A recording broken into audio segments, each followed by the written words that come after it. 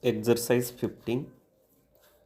The planning process is as it should be under constant review, and we must not feel shy of initiating new approaches to planning perspectives. After 50 years of independence, the tangible benefits of planning are yet to reach the millions of our countrymen living in the remote rural areas. The quality of life presently available to the economically weaker and vulnerable sections of our society, among whom are the scheduled castes and scheduled tribes, needs to be improved without delay.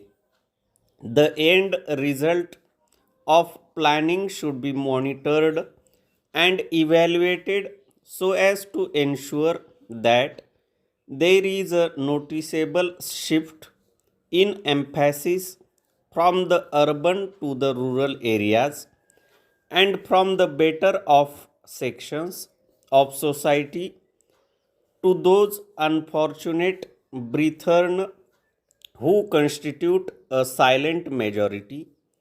Only then can we take pride that our planning effort has been realistic and worthwhile. Para.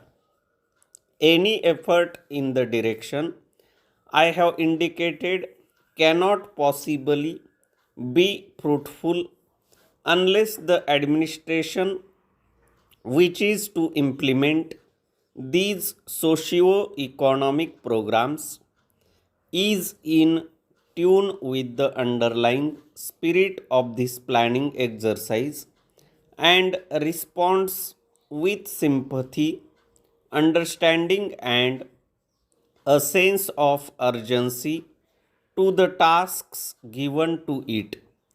Only then will the needs of the common man, particularly of the economically weaker and more vulnerable sections of society in the remote rural areas, come nearer solutions.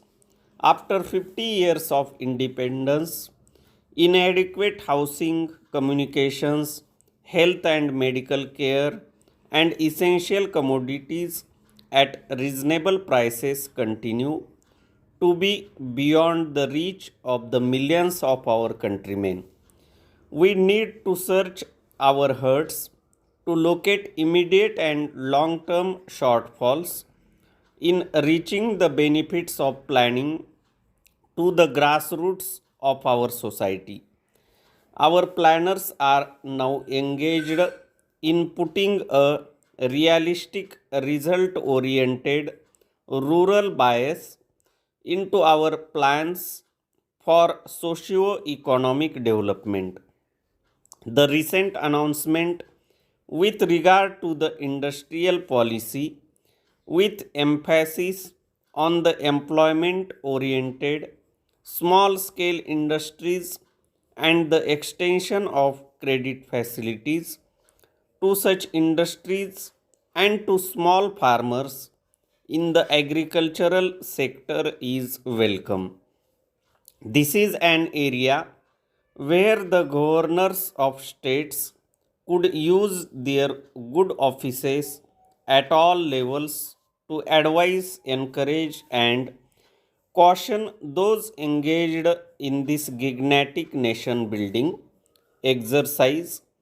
Our youth are the trustees of posterity and the institutions where we seek to impart to them the values of life and our cultural heritage apart from fitting them out for more mundane duties and responsibilities in later life. Para. Our planners are thinking in terms of providing increased employment opportunities and to tackle the question of both existing unemployment and underemployment in all walks of life. This is a Herculean task. We must therefore, at the national level, evolve a consensus as to what employment opportunities can be created and what would be the contribution of such an exercise for the national welfare. Only thus can we hope to eliminate the growing discontent in the younger generation who are slowly getting disenhanced with their prospects for the future. I have every hope that we in this country will go in for mass programs of self employment so that our youth will learn to seek opportunities for gainful self employment and thus relieve the pressure in traditional occupations like government service etc. Para. Our resources are not unlimited and it is necessary for us to implement urgently a program of austerity and economy wherever possible, eliminate wasteful expenditure and thus ensure that the maximum benefit is derived out of every rupee of revenue earned. There are, of course, traditionally prescribed methods and practices for dealing with these problems, but in all such matters, which ultimately tend to become routine and mechanical, example is better than percept, and there needs to be an awakening of individual conscience if at all we are to achieve the highest standards of moral rectitude and honesty in national life. I have been concerned for some time with our inability to control the price line, even in respect of essential commodities, without which life for the common man can become an unbearable burden.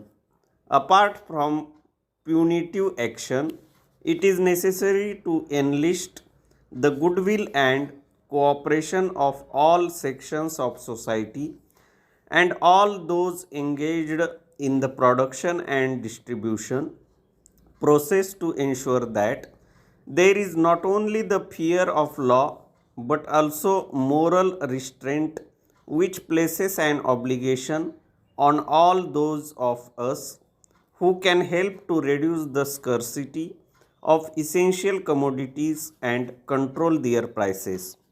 I would particularly refer to lavish expenditure and show of extravagance among certain sections of our society, which in the circumstances of today have no place in our way of life. The family planning program has unfortunately in the recent past acquired a poor reputation, not because the program is in itself objectionable, but because some of the methods adopted to force the pace have been unethical. Our population growth is, to say the least, alarming, and try as we may, our resources cannot match this increasing pressure of population unless we consciously recognize individually and severally the need to restrict our population growth, which will destroy us.